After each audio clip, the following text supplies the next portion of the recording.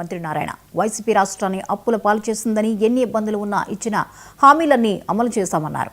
తుఫాన్ ఎఫెక్ట్తో పునరావాస కేంద్రాల్లో తలదాచుకున్న 118 బాధిత కుటుంబాలకు నిత్యావసర సరుకులు అందజేశారు. 69 మందికి 62 లక్షల రూపాయల సీఎం రిలీఫ్ ఫండ్ చెక్కులను పంపిణీ చేశారు.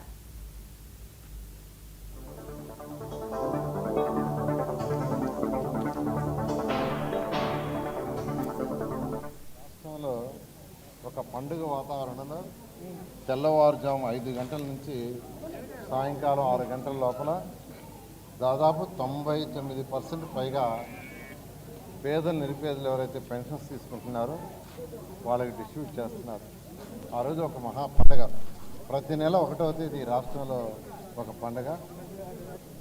భారతదేశంలో ఏ రాష్ట్రంలో కూడా ఇంత మొత్తంలో అది 4,000 పెన్షన్స్ ఇచ్చే రాష్ట్రం ఏది లేదు. కానీ ముఖ్యమంత్రి గారు ఒకటే మాట తప్పకూడదు, ప్రజలకు మాట ఇచ్చాం, మనల్ని ఎన్నుకున్నారు చేయాలనే ఉద్దేశంతో. అంతేకాకుండా వర్షాలు వచ్చినప్పుడు ప్రజలు ఇబ్బంది పడకూడదు అంటే డ్రైన్స్ ఉండాలి, సిల్ట్ తీయాలి. 3 మున్సిపాలిటీస్ యాక్చువల్గా ఈరోజు అనేక ప్రాజెక్టులు టేకప్ చేశాం. ఇవన్నీ గత ప్రభుత్వాలు ఆగిపోయినాయి. స్వచ్ఛాంధ్ర కార్పొరేషన్ వచ్చి మనీ ఆగిపోయింది. ఏషియన్ ఇన్ఫ్రాస్ట్రక్చర్ ఇన్వెస్ట్మెంట్ ఆగిపోయింది. వీటిలన్నింటి ఇప్పుడు రివైజ్ చేశాం. అంతేకాకుండా సీఎం రిలీఫ్ తీసుకుంటే ఈరోజు నా కాన్స్టిట్యున్సీ నెల్లూరు ఒక్క టౌన్లోనే తీసుకుంటే ఈరోజు వరకు 2,38 లక్షలు ఇచ్చాం. 1వ తేదీ వస్తే ఈ రాష్ట్రంలో ఒక పండుగ వాతావరణంలో తెల్లవారుజాము